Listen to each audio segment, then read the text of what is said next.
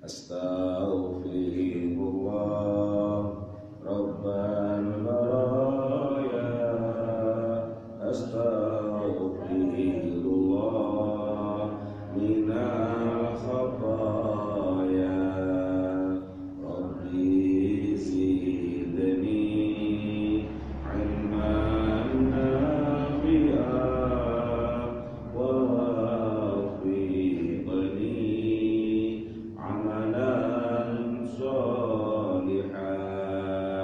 Astaghfirullah Rabbal baraya, astaghfirullah minal khataya, Rabbi zidni ilman nafi'an wa wafiqni amalan sholihan. Alhamdulillah. Bismillahirrahmanirrahim. Assalamualaikum warahmatullahi ta'ala wabarakatuh. Alhamdulillahil malikil alam, hamdan yuwafi ni'amahu wa anwa'an ni'am. Wassalatu wassalamu ala habibis salam, dalilil khairi fi jurhiz zalam, wa ala alihi wa sahbihi kiram, amma ba'du. Rabbi syrah li sadri wa yassir li amri wahlul 'uqdatam min lisani yafqahu qawli. Bapak Ibu hadirin sekalian, para jamaah di Masjid Jami'at Istiqlal yang dirahmati Allah, sehat sedanten nggih. Alhamdulillah, syukur alhamdulillah. Pagi ini kita masih bisa bersama-sama di masjid ini dalam rangka melaksanakan salah satu perintahnya, yaitu sholat subuh berjamaah. Dan kemudian kita lanjutkan dengan majelis taklim, kita ngaji, menambah keimanan kita, menambah pengetahuan kita. Mudah-mudahan kegiatan kita pagi ini dicatat oleh Allah sebagai amal soleh.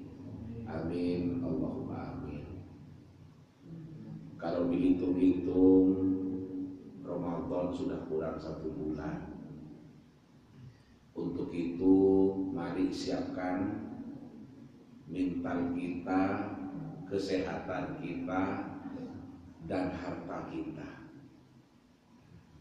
Menyiapkan mental maksudnya adalah menyiapkan diri kita bagaimana bisa menyambut Ramadan dengan bahagia dan gembira.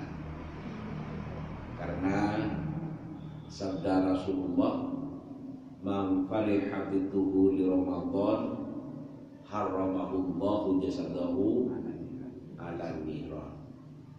Barang siapa yang merasa bahagia, merasa gembira atas hadirnya bulan Ramadan, maka orang itu diharamkan oleh Allah untuk disentuh oleh api neraka. Mudah-mudahan kita termasuk orang yang diselamatkan dari api neraka oleh Allah. Kemudian suruh siapkan dari fisik kita, karena di dalam bulan Ramadan kita diwajibkan berpuasa. Mungkin ada yang diuji oleh Allah dengan sakit mah, sakit lambung. Nah, ini perlu untuk persiapan menghadapi Ramadan, sehingga ketika Ramadan tiba kita siap melaksanakan puasa, kita siap melaksanakan tarawih karena fisiknya sehat. Kalau nggak sehat bagaimana bisa sholat? Kemudian saya juga suruh siapkan yang ketiga, uang kita, harta kita, karena di bulan Ramadan orang yang bersedekah dilipat gandakan pahalanya. Kalau kita tidak punya uang, apa yang mau disedekahkan? Tapi kalau kita punya uang, maka ada yang bisa kita sedekahkan. Tentang berapa jumlahnya tergantung kemampuan kita. Punya uang 1.000, sedekah 1.000. Punya uang 5.000, sedekah 5.000. Punya uang banyak, bisa mengundang anak yatim untuk berbuka, berpuasa bersama, tambah lebih bagus. Nah, tidak punya uang segitu, hanya punya uang 5.000, cukup beli gula setengah kilo, beli teh, berikan untuk takjil ke masjid, itu juga bagus. Intinya mari kita berbuat yang terbaik, yakni bersedekah sesuai dengan kemampuan kita. Yang bisa beli aqua, ya beli aqua, letakkan di masjid. Itu dijadikan takjil oleh orang-orang karena masjidnya di pinggir jalan. Bisa jadi ada orang sholat sekalian nunggu maghrib, takjil di Masjid Al-Istiqlal, sekedar aqua, betapa besar pahala kita. Ini yang saya sebutkan tadi, kita sambut Ramadan dengan 3 hal. 1 dengan mental, 2 dengan kesiapan fisik, 3 dengan menabung uang untuk disedekahkan di momentum Ramadan, mumpung pahalanya dilipat gandakan. Mudah-mudahan usia kita semua sampai ketemu dengan bulan Ramadan di tahun ini dan diketemukan juga dengan bulan Ramadan tahun-tahun berikutnya. Amin. Allahumma amin. Bapak Ibu hadirin sekalian yang dirahmati Allah, mari kita lanjutkan ngaji kita. Bismillahirrahmanirrahim. Wa anhu qala, dan darinya beliau berkata. Maksud darinya itu adalah nyambung dengan hadis yang sebelumnya. Hadis sebelumnya adalah dari Abi Musa, dari Abu Musa. Menjadi Abi karena ada huruf jirnya an. Kalau tidak ada annya jadi Abu Musa. Wa anhu, dan dari Abu Musa, qala, beliau berkata, qala Rasulullah sallallahu alaihi wasallam, bersabda Rasulullah sallallahu alaihi wasallam. Apa sabdanya Rasulullah? Man marra fi syai'in, barang siapa yang berjalan di suatu tempat,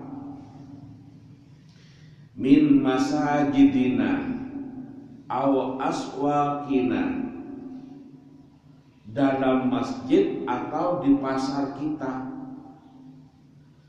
wa ma'ahu nablun, sedang ia membawa beberapa anak panah, falyumsik aw liyabik ala nisoliha, maka hendaklah ia memegang atau menutupi ujung-ujungnya, bikaffihi ayyusiba ahadan minal muslimina minha bisyai'in, agar memegang atau menutupi ujung-ujungnya dengan tangannya agar tidak sampai mengenai atau mengganggu di antara umat Islam itu. Muttafaqun alaih, sepakat Imam Bukhari dan Imam Muslim akan kesohihan hadis ini. Berarti hadis ini statusnya adalah sahih, sehingga tepat untuk dijadikan sebagai pedoman atau landasan hukum.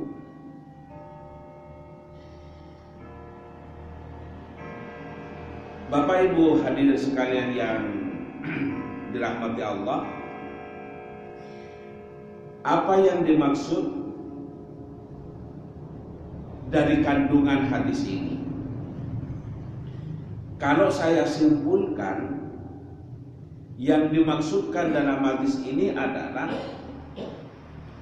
jika ada hal atau sesuatu yang dikhawatirkan melukai atau mengganggu atau membahayakan, maka pesan Rasulullah itu harus dijauhi. Itu intinya. Dengan demikian maka sesungguhnya bukan hanya persoalan anak panah. Apa saja yang membahayakan, yang bisa menyebabkan binasa atau kehancuran, itu harus dihindari. Anak panah misalnya yang dicontohkan dalam hadis ini oleh Rasulullah, itu kalau bisa menyinggung orang lain, itu kan bisa melukai.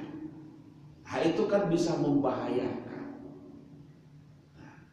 Demikian juga aspek-aspek yang lain. Apakah itu api? Apakah itu pisau? Bahkan lebih dari itu, omongan. Jika sekiranya membuat bahaya bagi orang lain, maka ini harus dihindari. Jangan sampai menyakiti umat Islam lainnya, kata Rasulullah, baik yang ada di masjid maupun yang ada di pasar. Dalam hadis ini maksudnya yang ada di tempat-tempat umum yang banyak melibatkan orang lain, maka kita harus hati-hati. Jangan sampai membahayakan orang lain. Orang lain itu bisa berbahaya karena sesuatu dari hal yang membahayakan dari kita. Bawa pisau, bawa celurit, itu kan bisa membahayakan orang lain kepada fisiknya. Tetapi ada lagi yang membahayakan bukan pada fisiknya, tetapi pada non fisiknya, seperti fitnah, omongan-omongan yang tidak benar atau karangan, yang bahasa sekarang disebut dengan hoax. Itu bisa membahayakan orang lain. Dikatakan bahwa di sana di Matos ada pembagian hadiah. Orang datang, ternyata tidak ada apa-apa. Ngomong lagi besoknya di Royo ku Bayu, kono bagi-bagi duren. Sapi kepitu di uncang-uncangnya dibagi-bagi, ternyata iyo. Kapan tuh ya saya gigi di Parani nyampe di sana nggak ada. Ini kan merugikan orang lain. Maka di dalam hadis ini kita diperintahkan untuk melindungi hal-hal yang bisa membahayakan kepada orang Islam lainnya. Kalau kita pahami artinya, kita pahami dalam makna yang kontekstual, sesungguhnya bukan hanya pisau, anak panah, celurit, geraji, bukan hanya itu. Tapi segala hal yang bisa membahayakan orang lain, kita harus menjaganya agar kita tidak memberikan mudarat kepada orang lain. Maka hadis ini adalah mengajarkan bagaimana kita bersikap secara sosial, berinteraksi dengan masyarakat. Bahwa oleh Rasulullah kita dididik, diajari, jangan berbuat pada perbuatan-perbuatan yang sifatnya bisa merugikan orang lain. Baik dari segi merugikan orang lain fisiknya, atau bisa saja merugikan orang lain atau menyakiti orang lain dari segi hatinya. Omongan-omongan yang bisa menyakiti orang lain sebaiknya dihindari, karena itu adalah menyakiti orang lain tidak baik. Jadi kita ini dididik oleh Rasulullah, diajari oleh Rasulullah, jangan menyakiti orang lain, baik fisiknya maupun hatinya, baik badannya maupun non badannya, non fisiknya. Ini berarti apa? Betapa indahnya ajaran agama kita untuk kita selalu berbuat yang baik kepada orang. Kita menyakiti itu adalah merugikan orang lain. Karena itu maka yang diperintahkan itu suruh menghindari hal-hal yang bisa membahayakan orang lain. Yang diperintahkan adalah kita harus berbuat yang bisa memberikan manfaat bagi orang lain. Karena itulah sabda Rasulullah dalam hadis yang lain, khairun nas anfa'uhum linnas. Sebaik-baik manusia adalah orang yang bisa memberikan manfaat kepada manusia lainnya. Nah, bagaimana Ustaz kalau saya tidak bisa memberikan manfaat? Mau ngasih makan, yang dimakan saya saja kekurangan. Mau ngasih uang, saya tidak punya uang. Mau ngasih baju, tidak punya baju. Kalau kita tidak bisa memberikan manfaat kepada orang lain, paling tidak jangan memberikan mudarat.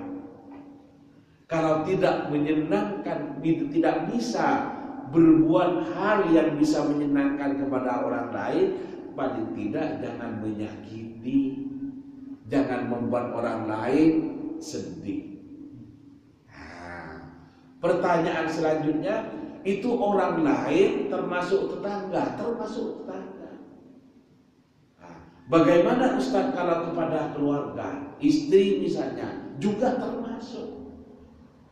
Nah, kalau kita tidak bisa menyenangkan istri, belum bisa membelikan emas 2 kilo, belum bisa misalnya, ya paling tidak ya jangan menjengkelkan istri. Istri juga begitu. Kalau belum bisa membahagiakan suami dari perilaku dan lainnya, ya paling tidak jangan berucap kata-kata yang menyakiti suami. Ini namanya saling memuliakan, saling menghormati.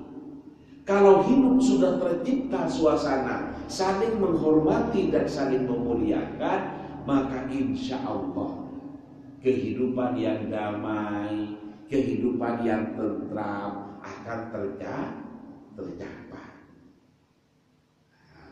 Allah berfirman dalam Al-Quran kita, wala tulqu bi'aidikum ila tahalluka. Artinya, janganlah kamu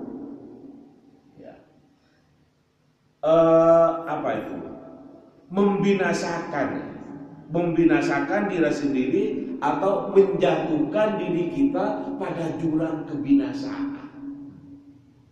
Nah, apa hubungannya dengan hadis yang tadi? Kalau yang tadi itu jangan kita merugikan kepada orang lain, ayat ini adalah perintah juga jangan merugikan kepada dirinya sendiri. Kalau disimpulkan maka jangan kita berbuat hal yang bisa membahayakan, yang bisa merugikan baik dirinya sendiri maupun kepada orang lain. Barang siapa orang yang senantiasa memudahkan urusan orang lain, maka Allah akan memudahkan urusan orang tersebut. Wallahu fi aunil 'abdi ma kana al-'abdu fi auni akhihi. Allah itu akan senantiasa menolong kepada seorang hamba jika seorang hamba itu adalah menolong kepada sesamanya, kepada saudara-saudaranya. Karena itu maka jangan merasa rugi kalau kita menolong orang lain, karena walaupun orang lain yang kita tolong itu tidak memberikan balasan pertolongan kepada kita, tapi ingatlah Allah Sekali lagi, Allah yang akan memberikan pertolongan. Wallahu fi aunil abdi maka al abdu fi auni akhihi.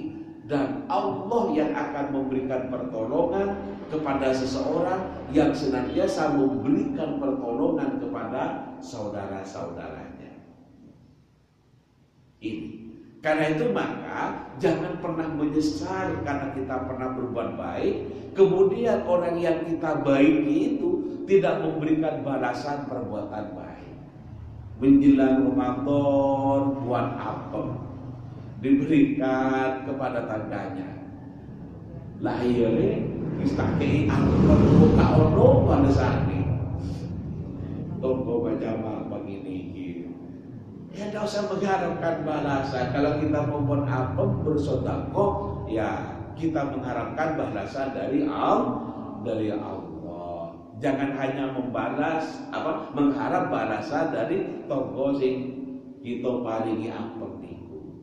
Seandainya memberi juga, ya terima. Itu namanya saling berbuat kebaikan. Kadang tidak memberi pada menjelang Ramadan, memberinya pada malam selingkuh, kan ngoten. Nah, kadang memberinya menjelang Lebaran. Tetapi poin yang ingin saya sampaikan, kalau kita memberi, jangan berharap-harap daripada orang yang kita beri itu, berharap saja balasannya dari Allah Subhanahu wa Ta'ala. Oke, baik. Para hadirin, para jamaah sekalian yang dirahmati Allah, ada sebuah kaidah fikih. Ada sebuah kaidah fikih yang menyebutkan begini: la dororo wa la dirar. Tidak boleh ada bahaya atau tindakan yang bisa membahayakan baik bagi diri sendiri maupun bagi orang lain. Di dalam hidup ini tidak lepas dari dua hal. Ada positif, ada negatif. Ada manfaat, ada mudarat. Ada baik, ada tidak baik. Kira-kira seperti itu. Nah, bagaimana kalau kita mau mengambil manfaat, mau merebut manfaat, mau berbuat yang bisa bermanfaat, tapi ini membahayakan kepada kita. Ini kan ceritanya bahaya dari hadis ini adalah kalau berjalan di kerumunan massa di masjid atau di pasar, sedangkan kamu, kata Rasulullah, membawa anak panah, maka hendaklah ditutupi agar tidak membahayakan kepada orang lain, kan gitu. Nah, kalau kita ingin merebut perbuatan baik atau hal-hal yang baik, tetapi ada hal yang membahayakan, maka kaidah fikih menyebutkan begini: darul mafasid muqaddamun ala jalbil masolih. Meninggalkan hal-hal yang bisa membahayakan itu harus lebih diutamakan daripada kita mengejar manfaat. Nah, itu. Karena itu maka puasa misalnya, puasa. Orang itu adalah diwajibkan di bulan Ramadan itu untuk berpuasa. Dan manfaatnya itu adalah sangat besar. Manfaat segi ibadah, manfaat segi memperoleh pahala, sampai kepada manfaat kesehatan. Orang puasa itu kan sehat. Sumu tasik, berpuasalah kamu akan sehat, kata Rasulullah. Berarti apa? Orang berpuasa itu adalah mendapatkan manfaat. Tetapi jika orang itu adalah sedang sakit lambung, yang kalau tidak diisi makanan 3 jam saja sudah bisa kambuh, sudah bisa membahayakan dan lain sebagainya.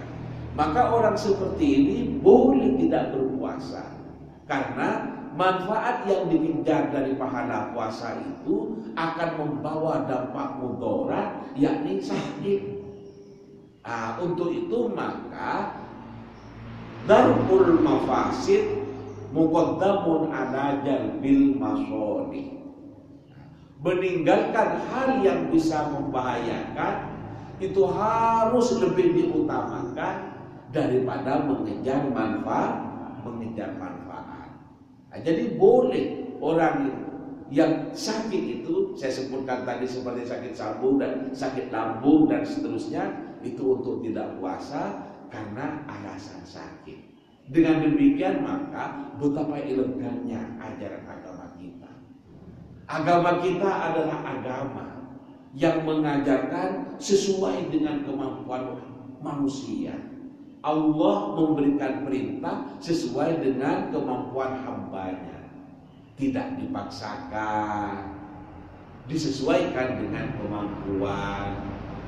Nah, sebaliknya kalau kita mampu, jangan pura-pura tidak mampu. Boleh, gak sore, gak mampu boleh. Gak mampu, gak mampu apa nih, turun dicoba. Jam 7 sudah sarapan. Bagi orang yang sudah sepuh, yang sudah tua renta, boleh untuk tidak puasa. Tetapi di dalam Islam ada kafaratnya, ada tebusannya dengan cara membayar. Gitu. Boleh dilaksanakan pada saat Ramadan, boleh juga di luar Ramadan.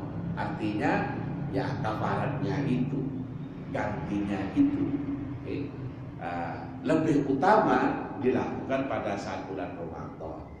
Kemudian kafaratnya, tebusannya itu diberikan kepada siapa? Ya, kepada orang yang berhak menerimanya. Anak yatim, orang miskin, orang fakir, dan lain sebagainya. Gitu ya.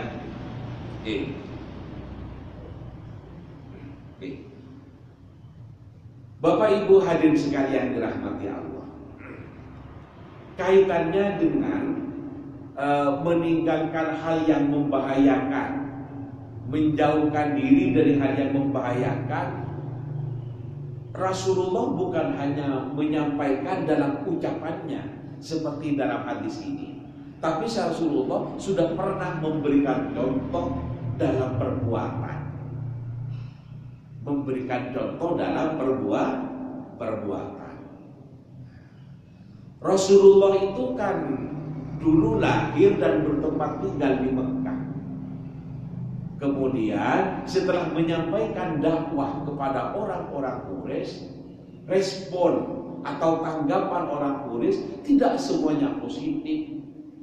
Bahkan ada yang mengancam nyawa Rasulullah, mau membunuh Rasulullah, akhirnya hijrah ke Madinah. Setelah beberapa tahun ada di Madinah, maka kemudian Rasulullah akan melaksanakan umroh ke Mekah. Kemudian diikuti oleh beberapa para sahabatnya, karena orang-orang yang masuk Islam baik di kalangan Ansor dan lainnya itu sudah semakin banyak yang masuk Islam. Kalau saya baca dalam buku itu adalah sekitar 1.500-an bersama Rasulullah mau melaksanakan umroh. Kemudian setelah berjalan menuju ke Mekah, terdengar acara Rasulullah ini. Kemudian orang-orang Mekah tidak berkenan Rasulullah datang ke Mekah. Kemudian di situ ada tempat namanya Zulhulaifah. Tempatnya itu di Hudaybiyah. Kemudian karena mereka menolak kehadiran Rasulullah, padahal Rasulullah sudah menjelaskan bahwa tujuannya bukan untuk berperang. Datang ke sana itu adalah untuk umroh, tapi mereka tetap menolak. Dan orang-orang Quraisy sudah banyak yang keluar untuk menolak kehadiran Rasulullah.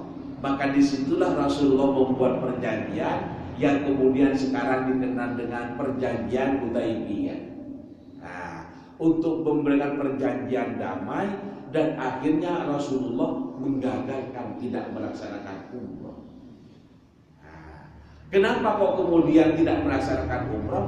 Kalau ini dipaksakan, pasukan Rasulullah, artinya sahabat-sahabat yang bersama dengan Rasulullah itu cukup banyak, dan menurut hitung-hitungan akal akan menang. Di situ ada Umar bin Khattab barang, yang memang terkenal dengan panglima perang yang sangat hebat. Tetapi Rasulullah kemudian menggagalkan umrohnya karena menghindari konflik terbuka yang bisa memakan jiwa. Ini berarti apa? Umroh itu kan manfaatnya, pahalanya akan besar. Tapi kalau sekiranya berakibat kepada hal yang menimbulkan mudarat, saya sebut tadi dengan konflik terbuka yang bisa menimbulkan banyak jiwa yang terbunuh, maka Rasulullah menggagalkan acara itu karena untuk melindungi dari hal yang membahayakan, dari hal yang membinasakan. Oleh sebab itu kita diperintahkan untuk berbuat yang baik. Tapi jika menuju perbuatan baik itu bisa membahayakan kepada kita, maka sebaiknya meninggalkan manfaat karena demi untuk mencegah bahaya yang lebih besar. Kemudian dilakukan perjanjian dengan orang Quraisy oleh Rasulullah di Hudzaibiyah itu, yang isinya Rasulullah adalah mengalah, tapi mengalahnya itu untuk menang, dan tahun-tahun berikutnya sudah bisa melaksanakan umroh. Memberikan jaminan bahwa tujuan ke sana bukan untuk melakukan pertumpahan darah seperti peperangan atau lainnya, tujuannya hanya untuk ibadah. Jadi mau haji mau umroh saja, dulu tuh perjuangannya luar biasa. Bukan hanya jalan kaki atau pakai unta, bukan kendaraan pesawat, tetapi tantangan dari orang-orang Quraisy menolak kehadiran orang yang akan datang ke Ka'bah itu adalah luar biasa. Daripada perang yang bisa menjatuhkan korban, maka Rasulullah memilih mengagalkan untuk umroh. Ini adalah menghindari dari kebinasaan. Bapak Ibu hadirin sekalian yang dirahmati Allah, mudah-mudahan kita semua bisa memetik dan mengambil hikmahnya bahwa kita ini tidak boleh untuk membinasakan diri kita dan membinasakan orang lain. Tentu kita harus bersikap bijak dalam berbuat baik, jangan sampai mengorbankan kita kepada kebinasaan. Demikian yang dapat kami sampaikan, mudah-mudahan ada barokah dan manfaatnya. Amin, Allahumma amin. Bapak Ibu, di penghujung ini mari kita akhiri dengan doa sambil menghadirkan hati kita kehadiran Allah. Semoga apa yang kita mohonkan diterima oleh Allah Subhanahu wa taala. Amin, Allahumma amin. Bismillahirrahmanirrahim. Alhamdulillahirabbil alamin. Wassalatu wassalamu ala asyrofil anbiya'i wal mursalin sayyidina Muhammadin wa ala alihi ajma'in. Walhamdulillahirabbil alamin. Allahumma aghnina bil ilmi wa zayyinna bil hilmi wa akrimna bit taqwa wa jammilna bil afiyah wa tawaffana bi husnil khatimah.